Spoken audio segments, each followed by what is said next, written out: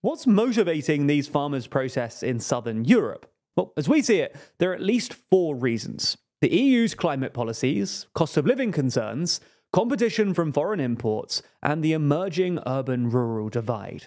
Firstly, the EU's new climate policies.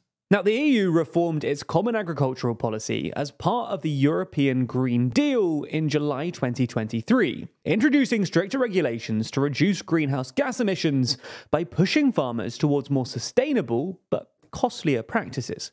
For context, while farming makes up just 1.4% of the EU's GDP and 4.2% of employment, it accounts for over 14% of its greenhouse gas emissions. In Spain, for instance, farmers are protesting plans to reduce the amount of water used from the Tagus River to irrigate farmland in the southeast, which Murcia's regional leader said could threaten 25,000 jobs. Other farmers have also complained that these new regulations are unduly bureaucratic, creating an unreasonable amount of paperwork. Now, onto our second reason, the cost of living concerns.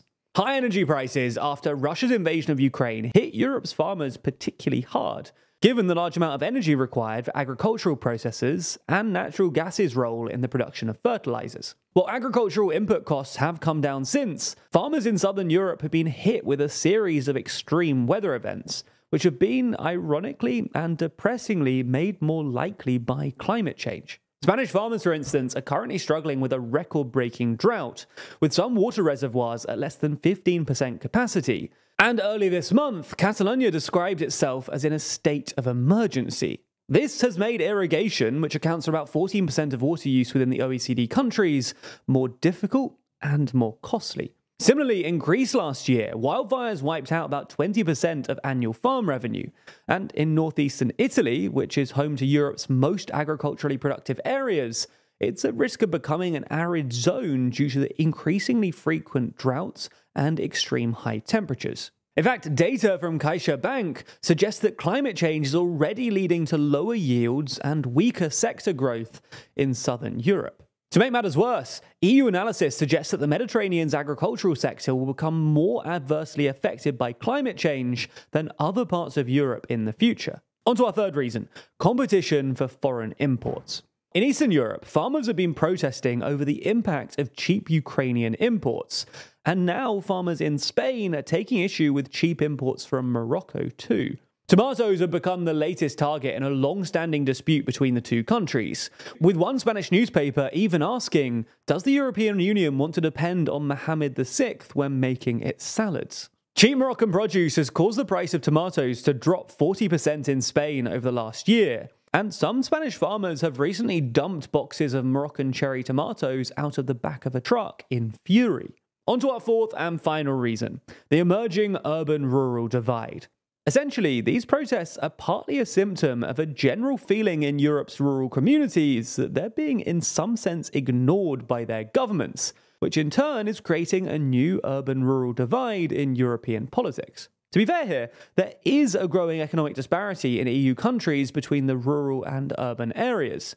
Between 2012 and 2021, the urban-rural gap in incomes increased by almost 20%, and employment rates have been consistently higher in urban areas. Polling suggests that people in rural areas also feel more neglected by their national governments, and are less likely to trust the EU, with the gap widening significantly since just 2020. This divide is also reflected in voting patterns, with rural voters more likely to vote for Eurosceptic, socially conservative, and migration-skeptic parties. So, with that all considered, what happens next? Well, the farmers have already won some pretty significant concessions from both the EU and their national governments, including, perhaps most notably, the effective suspension of the long-awaited EU-Mercosur trade deal. Unfortunately for the EU and European governments, this has apparently only encouraged other farmers, and protests now look set to continue through at least late February. Going forward, this is going to make both the EU and national governments far more wary of introducing not just any legislation that affects farmers, but also any climate legislation with politically uncomfortable distribution effects. In other words, it's probably going to make European policymakers far more cautious about the green transition.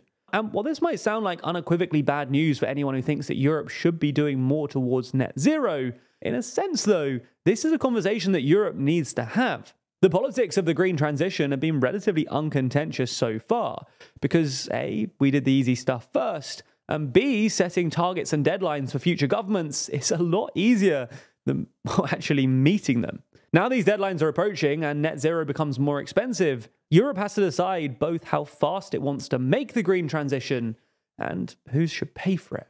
Farmers from Poland, Germany, and the Czech Republic organized a protest in Zgorzelec, near the Polish-German border, to protest against the European Union's Green Deal and cheap imports from Ukraine.